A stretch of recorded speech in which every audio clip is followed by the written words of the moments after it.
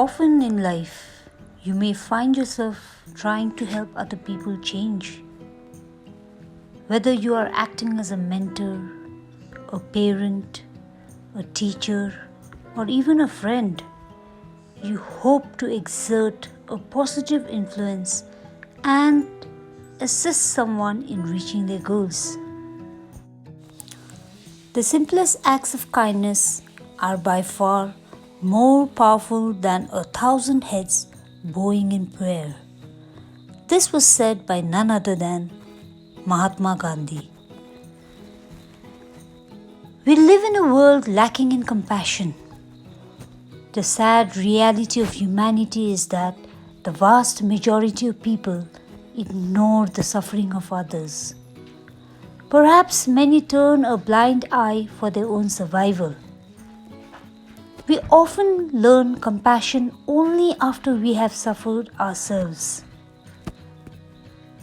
Without compassion, we would descend into a state of war.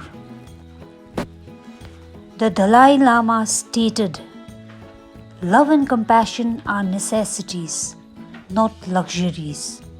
Without them, humanity cannot survive."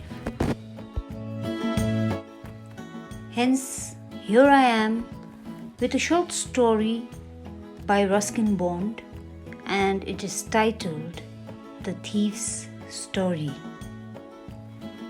Ruskin Bond was born on 19th May 1934. He is an Indian author of British descent and lives with his adopted family in Landore, Missouri in India.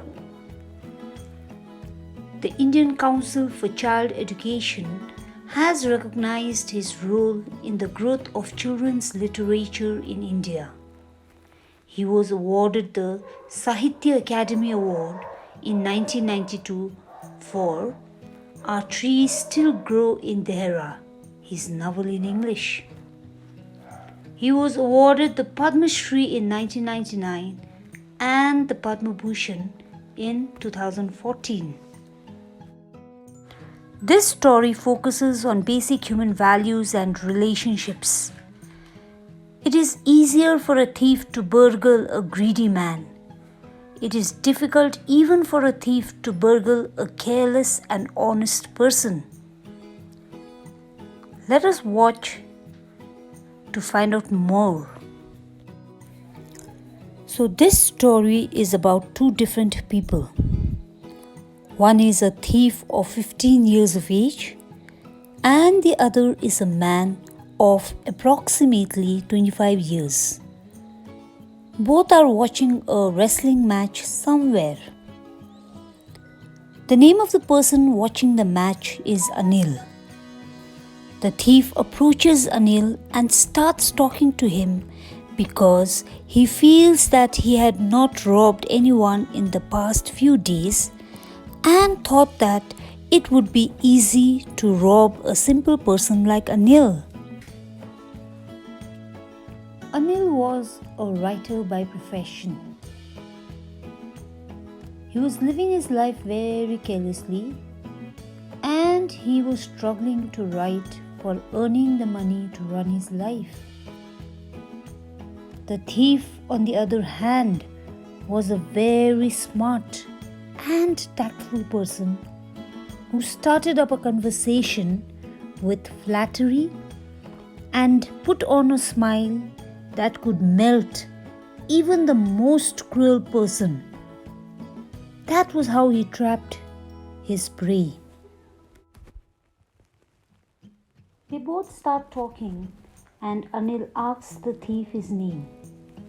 The thief introduces himself as Hari Singh. This was, however, not his real name, as he changes his name every month to escape his ex-employers or police. Then they started talking about the wrestlers, and when it was time for Anil to leave for home, Hari calls him out again and asks him if he could work for him. Anil says that he would not be able to pay him, but he could definitely feed him if he knew how to cook. Hari lies saying that he knows how to cook. And so Anil takes Hari to his room, which is above a sweet shop. That evening, Hari cooked meal which was really bad. We know that it was bad because Anil serves the food to a stray dog. Then Anil asks Hari to leave because he feels that he really does not know how to cook.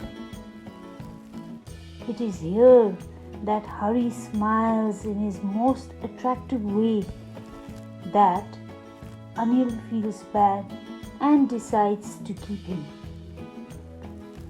Anil also agrees to teach Hari how to cook and to write full sentences and add numbers.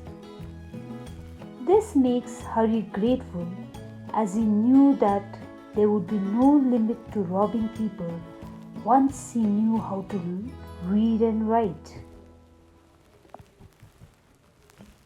The narrator likes working for Anil because whenever he used to go to buy the groceries for the day, he used to steal 1 rupee from the money that was given to him to buy the groceries.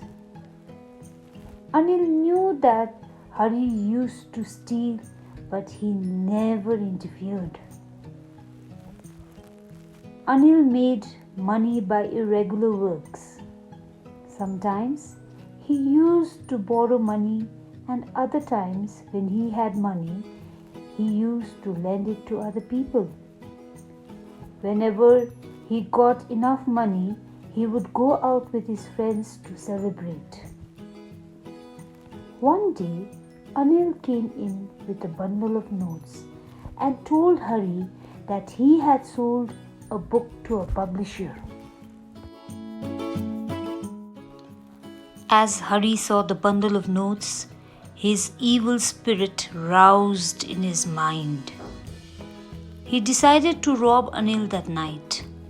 And so, after taking dinner when Anil slept calmly, Hari crept to the bed and slipped his hand under the mattress. He got the notes and ran away from there. He left for the railway station to board a train to Lucknow, but he missed it. He then wandered through the bazaar.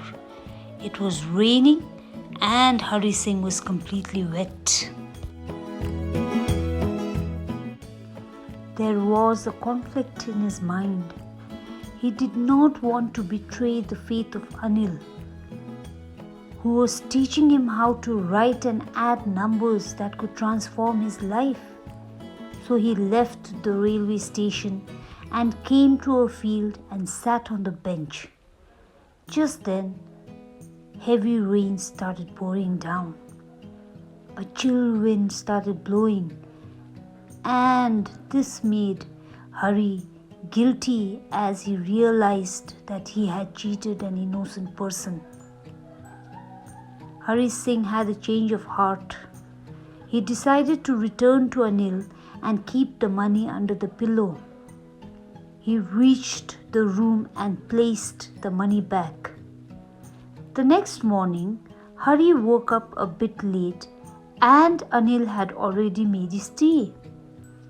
Anil offered Hari Singh rupees 50, saying that he had earned it. Anil also told Hari that now he would be paid regularly. Hari kept the note in his hand. He realized that the note was still wet from the rain last night. Hari got to know that Anil had come to know about his misdeed, but there was no sadness, anger, or guilt in his mind.